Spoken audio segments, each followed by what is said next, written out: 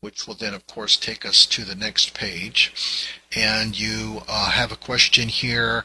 I am applying for myself. We will choose that one. In this particular example, we're going to assume that you have not yet set up what's called your My Social Security account. We'll say no to that question.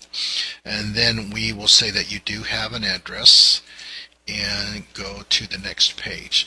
Now this is about as far as I'm going to be able to get here, because you are going to have to go in and create an account if you haven't already.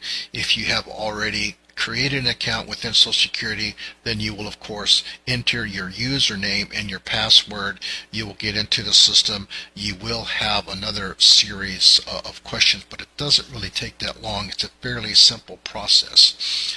Once you have completed this process and you are wanting to get Part B of Medicare in the near future, you should be getting your Medicare ID card within about 4 weeks.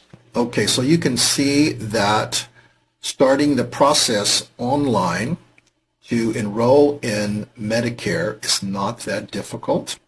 If you continued to work at age 65 and stayed on your group policy, you may have waited to get Part B at a later date. If this is the case for you, you will need to go in person to your local Social Security office. There's a couple of forms that you're going to need in this situation. One is a form that you will need to get filled out and signed by your employer.